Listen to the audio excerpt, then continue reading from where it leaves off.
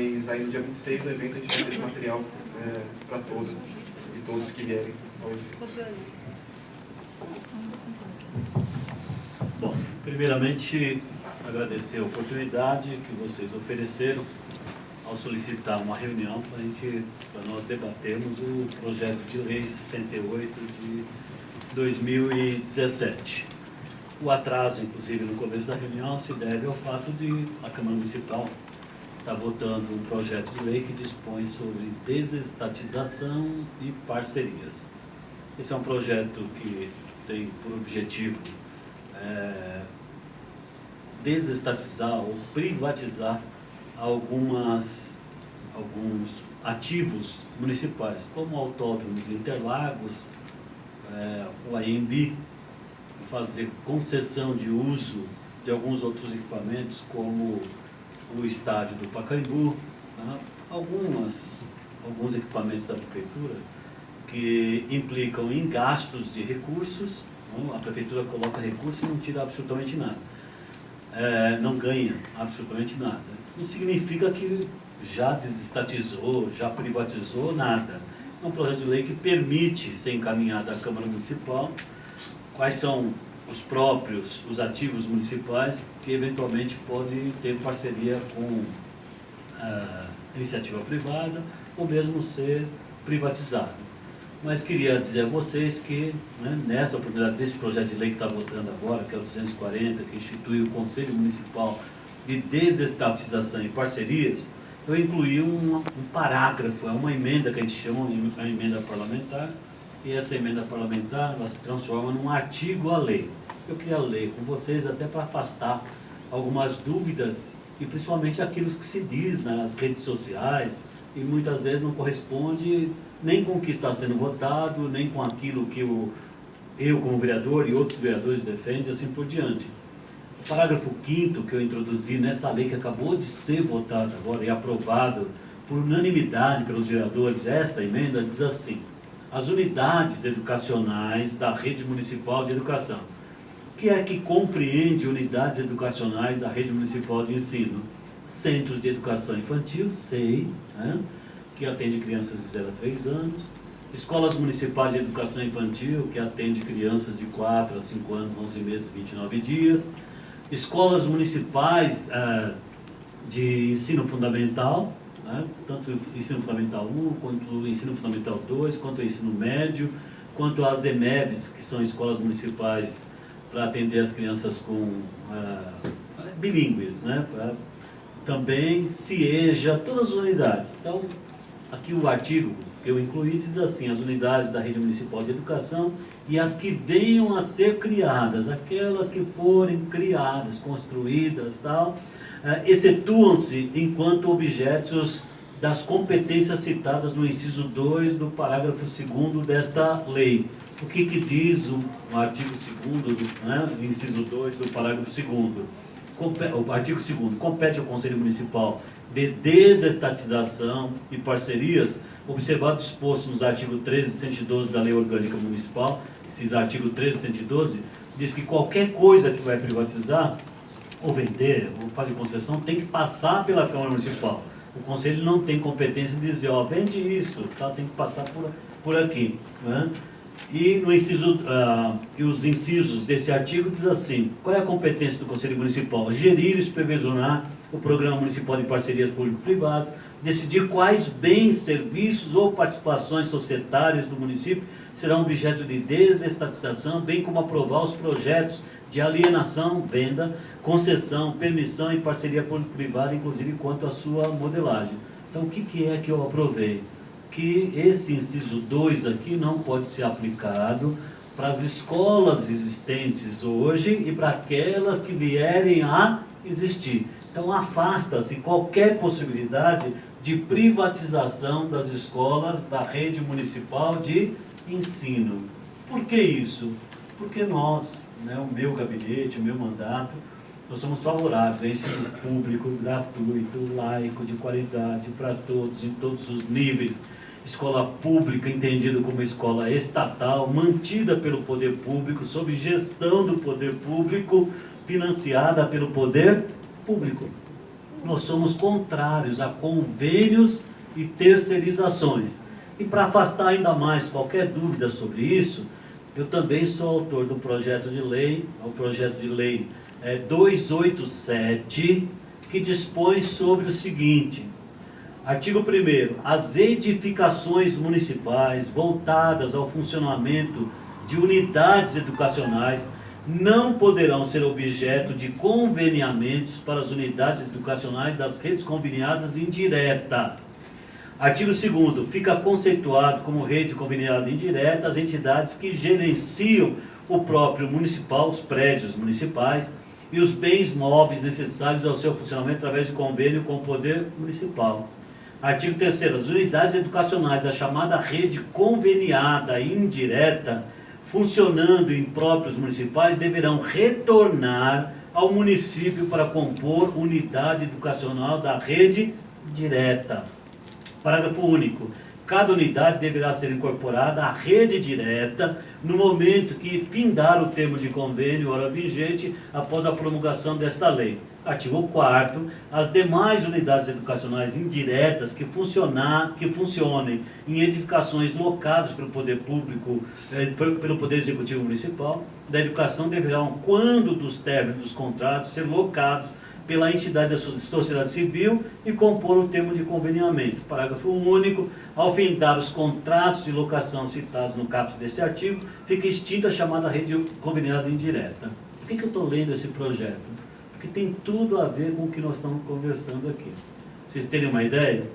A Prefeitura tem hoje 357 centros de educação infantil, tá, considerados indiretos.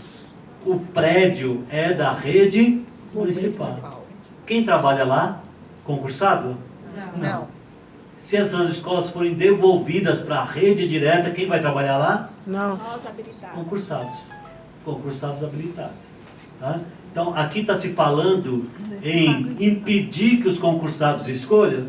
Não, está oferecendo um universo maior de vagas. Essa luta interessa a quem? A quem já é da rede e quem está chegando. Aqueles que passaram no concurso para professora de educação infantil estão aguardando ser chamadas para terem investidura no cargo, nas vagas existentes. Para vocês terem uma ideia, se houver a devolução desses prédios que estão nas mãos de organizações não governamentais, se eu tiver uma média de 50 professoras para cada uma dessas unidades, dá 17.500 cargos que podem ser oferecidos a quem? Os concursados. É tarefa fácil aprovar um projeto como esse? Não é. Por que não é? Porque existe muito interesse de várias organizações não governamentais, né, de manter essas escolas na mão de convênios. Mas eu jamais deixaria de agir, né, nesse sentido, porque nós defendemos escola pública, né, administrada pela Prefeitura de São Paulo, sobre gestão e financiamento da própria rede municipal. Então, longe das pessoas dizerem, o projeto de lei 68 de 2017 visa entregar a rede, né, para convênios e terceirizações. Vocês veem que sem ter o projeto de lei 68, o que é que expandiu nos últimos anos? As terceirizações. De 2010 até o final de dezembro de 2016, a rede, né, que era constituída de 650 unidades, mais ou menos, né, conveniadas, saltou para 1.353. Se vocês andarem um pouquinho e visitarem escolas, né, centros de educação infantil da rede direta, vão chegar em algumas localidades onde a quantidade de criança atendida diminuiu. E a quantidade de creches conveniadas, né, terceirizadas no entorno, aumentou. Dá uma passadinha em Pirituba, você vai encontrar SEI, onde a quantidade de crianças que poderiam ser atendidas é muito superior àquilo que está sendo atendido, portanto tem demanda, tem possibilidade de atender a demanda na creche direta, tá?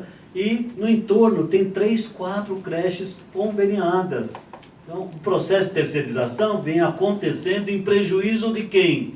Em prejuízo dos centros de educação infantil diretos. Houve uma redução de 20 mil vagas na rede direta e houve um acréscimo de 133 mil matrículas na rede indireta. Isso não foi feito agora em 3 meses, foi feito em 3, 4 anos, aumentou, expandiu, convênio, e especialmente em 2016, os contratos de convênios estouraram. Tem gente que diz que creche conveniada, SEI conveniado, não visa lucro, mas é tudo que se busca, não é tudo que se busca.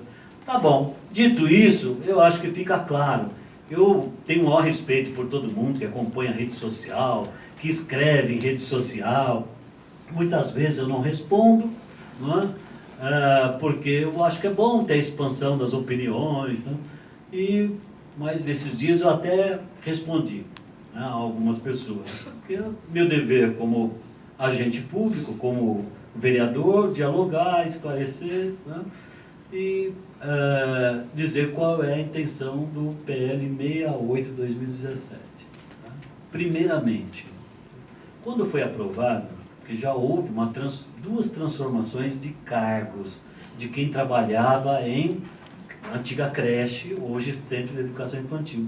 A primeira foi transformando a ADI, Auxiliar de Desenvolvimento Infantil, em Professor de Desenvolvimento Infantil. Isso aconteceu em 2002. Então houve uma transformação. Então ninguém que condena, que critica a transformação, pode se esquecer disso, que quando foi conveniente, defenderam a transformação de ADI em PDI. Depois houve uma outra transformação de PDI para PEI, Professor de Desenvolvimento Infantil para Professor de Educação Infantil. Na ocasião dessa mudança de Professor de Desenvolvimento Infantil para Professor de Educação Infantil, o que se desejava já naquela ocasião é para não ter essa distinção de denominação, em que o professor que trabalha em MEI é professor de educação infantil e fundamental 1. Por que confinar professor que trabalha em SEI e denominá-lo como professor de desenvolvimento infantil? E mais do que isso, restringir a sua atuação somente ao Centro de Educação Infantil. Então já houve esse debate.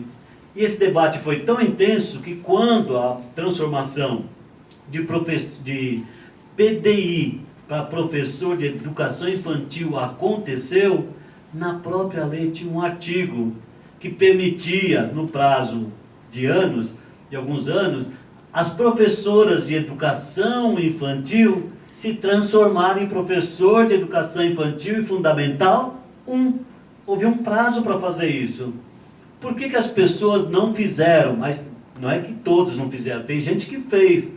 Só que naquela lei, ao transformar professor de educação infantil em professor de educação infantil e fundamental 1, a pessoa que optou, iria trabalhar em EMEI ou MF Fundi 1, e a sua jornada de trabalho ficava vinculada à jornada de professor de educação infantil fundamental 1, que é a jornada do cargo, JBD, Jornada Básica Docente.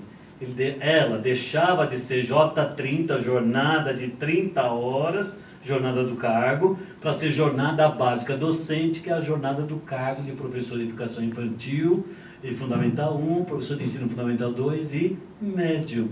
Tá? Muitas pessoas falam assim, não, eu não faço isso porque eu vou ter uma diferença de remuneração. Isso não significa que elas não queriam se transformar para poder trabalhar em EMEI e MF. Mas em situação de perdas, lógico que muitos não fizeram. Outras fizeram por quê? Porque tem 2 cargos. E tendo 2 cargos, viam mais condições de acumular. Você tendo 2 cargos em EMEI, 2 cargos, um EMEI e outro em Fundamental 1, tá? A possibilidade. Então ela pode exercer GEIF em um cargo, exercer JBD no outro. Então foi conveniência pessoal. Tá? Então já houve essa transformação. Agora, o PL 68, ele se fundamenta no que exatamente? Qual é a sua justificativa? Primeiramente, na habilitação. Vocês estão habilitadas para trabalhar na educação infantil, de 0 a 5 anos, 11 meses e 29 dias. Portanto, pode tanto atuar em SEI, quanto pode atuar em EMEI. E também pode trabalhar com ensino fundamental 1. Tá? Esta é a habilitação. Você não pode ficar restrita a trabalhar somente em SEI. Imagine se esse processo de terceirização, que já acontece, ele for se aprofundando. Vai aumentar ou diminuir o cargo de SEI? Se for terceirizando cada vez mais? Vai diminuir. Mesmo que você não faça a transformação do cargo, você vai deixar de ser uma professora regente de turmas para ser uma professora em CJ, complementação de jornada. E muitas vezes excedentes. Uma unidade precisa de 10 professores. Se tiver 15, os outros 5 são considerados excedentes. E sendo excedentes, até mesmo a Constituição Federal fala de hipóteses em que uma pessoa pode ter desligamento do serviço público. Uma delas é quando há excesso de pessoal. Se eu preciso de 10 e tenho 15, a Constituição, inclusive, vê essa possibilidade de desligamento. Não vai haver. Estou dizendo que não é descabido quem afirma que se houver excesso, tem amparo na Constituição. Então, partindo da premissa que o professor habilitado, curso de pedagogia, ou mesmo de magistério, trabalha na educação infantil, no ensino fundamental 1, a proposta é fazer o quê? Mudar, transformar o cargo de professor de educação infantil em professor de educação infantil e fundamental 1. Seria muito irresponsável e inconsequente você simplesmente fazer essa transformação e dizer que é compulsória, obrigatória. Não é. Tá? Ela é opcional. Só transforma o cargo quem optar por essa transformação. Imagina se fosse só desvantagem. Alguém que já é professor de educação infantil faria essa transformação? Só desvantagens? Não. Sendo opcional, ele pode dizer, não faço, acabou. Mas também seria irresponsabilidade de quem propõe apresentar um projeto para desconstituir direitos. Então, o projeto 68 assegura os direitos a quem for transformado. Primeiramente, buscando, inclusive, tratamento isonômico, igual, entre professor de educação infantil fundamental 1 e professor de educação infantil que foi transformado. Primeiro, em relação à sua jornada de trabalho. Uma professora de educação infantil, portanto PEI, que trabalha em SEI, tem uma jornada de trabalho com duração de 30 horas semanais. 30 horas semanais. 25 horas com a criança.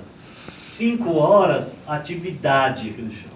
Dessas 5 horas de atividades, 2 horas são livres. Você exerce onde você bem entender, no momento que você quiser. Isso é recente, não tinha. Bom, essas 30 horas relógio de SEI, a professora PEI trabalha em SEI, é igual à duração da jornada especial integral de formação da professora de EMEI e de Fundamental 1. Duração 30 horas. O que é que muda? A composição da jornada. Uma professora de PEI, para ganhar uma aula, ela tem que trabalhar 60 minutos. PEI, de SEI, tem que trabalhar 60 minutos. Uma professora de educação infantil fundamental 1 em EMEI, em EMF, trabalha 45 minutos para ganhar uma aula. Nós somos remunerados por aula, quantidade de aulas. Então, a professora que trabalha em EMEI, trabalha 45 e ganha uma aula. Quem trabalha em SEI, trabalha 60 minutos para ganhar uma aula. Mas alguém pode, né, me advertir. Mas, Cláudio, você não acabou de dizer que tanto a jornada, né, do PEI como de EMEI e EMF é de 30 horas? De fato, o que muda é a composição. Enquanto a professora de SEI fica 25 horas relógio com a criança, a professora de EMEI e EMF fica 22 horas e 30 minutos com a criança. As outras 7 horas e 30, e não 5, como acontece para a professora de educação infantil de SEI, é considerada hora atividade. Dessas 7 horas e 30 minutos que a professora de EMEI ou de Fundamental 1, tá, tem como hora atividade, ela só tem 11 horas aulas na unidade e 4 horas aulas livres. Então ela fica mais horas livres do que a professora que trabalha em SEI. Então só por essa diferença de jornada a gente diz que o trabalho é igual, mas o salário não é igual. E um princípio que deve nos mover, quando eu falo que o trabalho é igual, consideradas as características. Alguém trabalha com 0 a 3, outro 4 e 5, mas qual é o trabalho que nós exercemos? Trabalho como docentes, como professores. Qual é a habilitação? A mesma, lá e cá. Tá? Para habilitação igual. Para investidura no cargo através do concurso. Tá? Para hora trabalho com mesma duração, o valor da hora trabalho deve ser igual. Se a hora trabalho é maior, já não tem igualdade de remuneração. Então não tem isonomia. Então nós estamos buscando isonomia. Se transformado, a pessoa permanece com a sua jornada, que é de 30 horas. Permanece com a sua remuneração, que é por 30 horas. O que é que muda? A composição da jornada. Ela vai trabalhar menos em regência, vai ter mais horas atividades. Do total de horas atividades, vai ter mais horas livres, e o valor da hora trabalho vai ser igual em EMEI, em EMF e em SEI. Como é que eu transformo esse cargo e carrego a minha remuneração? Professora de SEI, ela tem a jornada de 30 horas e recebe o mesmo valor da jornada especial integral de formação. Para que, se ela transformou, a partir do momento que ela transformou, ela não sai imediatamente do SEI. Ela só vai sair do SEI por remoção. Remoção. Remoção é um concurso. Você se inscreve anualmente, tem uma classificação, são oferecidas vagas potenciais ou vagas livres, e você aponta quais unidades você quer ir. Por que você se remove? Para chegar cada vez mais próximo do local de moradia. A remoção, o Instituto da Remoção, é para você encurtar a distância entre local de moradia e trabalho. É obrigado? Não. Mas eu moro na Zona Leste e gosto de trabalhar na Zona Sul. Fica na unidade que você estava. Então, através da remoção, você pode tentar chegar mais próximo. Então, se você transformou o cargo, você é professora de educação infantil, transformou para professora de educação infantil e fundamental 1, a partir dessa transformação, você pode trabalhar em SEI, em EMEI, IMF e Funde 1. Qual é a sua jornada de trabalho? A mesma jornada do cargo que você tinha como PEI. E se eu for trabalhar, eu me removo, me inscrevo na remoção e indiquei uma vaga para EMEI. Qual é a jornada do cargo do professor de EMEI? A jornada do cargo é JBD. Tá? Mas ele pode exercer GEIF? Pode. Anualmente ele faz uma opção. E existindo classe para reger, ele vai diretamente para a GEIF. E ele estando em GEIF, a remuneração é igual à professora de SEI. Para não deixar a pessoa vulnerável, as pessoas vulneráveis, quando fizerem a transformação, o projeto de lei cuida do quê? Que você, que era PEI, se removeu para um EMEI, faz a opção anual, mas a inclusão na jornada é automática, tá? Não está condicionada a ter sala para regência, basta fazer a opção. Então é GEIF para todos que por ela optar. GEIF para todos que por ela optar. Porque esse projeto também está dialogando com o professor que trabalha em EMEI, com o professor que trabalha em MEF, que reivindicam anualmente a inclusão na GEIF, mesmo que ele não tenha sala para reger. Isso está vinculado ao projeto pedagógico da escola. Eu não posso distinguir uma pessoa que está na JBD porque não tinha regência. Ele está fora do projeto pedagógico da escola. Não participa do projeto pedagógico. E para nós, a jornada especial integral de formação, com a sua composição, inclusive de horas de atividade, de trabalho coletivo, deve ser oferecido para todos, envolver todos. Você não pode distinguir, senão você quebra o projeto pedagógico. Então, a categoria não é só PEI. Todos os professores reivindicam que ele opta pela jornada e é incluído automaticamente. Porque alguém diz assim, já que eu tenho que optar, porque já não deixa colocado lá que sempre vai ser a GEIF. Porque, como eu disse, esse projeto envolve também os demais professores, você vai, em determinadas circunstâncias, você transformou de PEI para PEIF, você se removeu para uma EMEI ou para uma EMEF, e você tem 2 cargos. Tá? Se você tiver a sorte de ter os 2 cargos na mesma unidade, te facilita muito a vida. Mas imagina se você escolheu ou foi parar numa escola na Zona Norte e outra no Campo Limpo.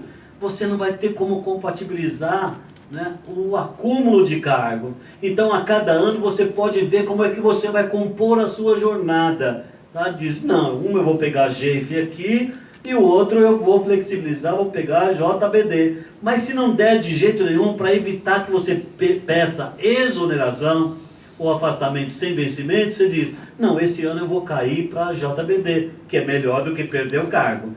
Quem está aqui, talvez, não sei se já passaram por essa experiência, de ter que discutir o seu acúmulo e ficar numa situação de dizer assim, eu não tenho saída, eu vou pedir afastamento sem vencimento, se a administração negar, só me resta o quê?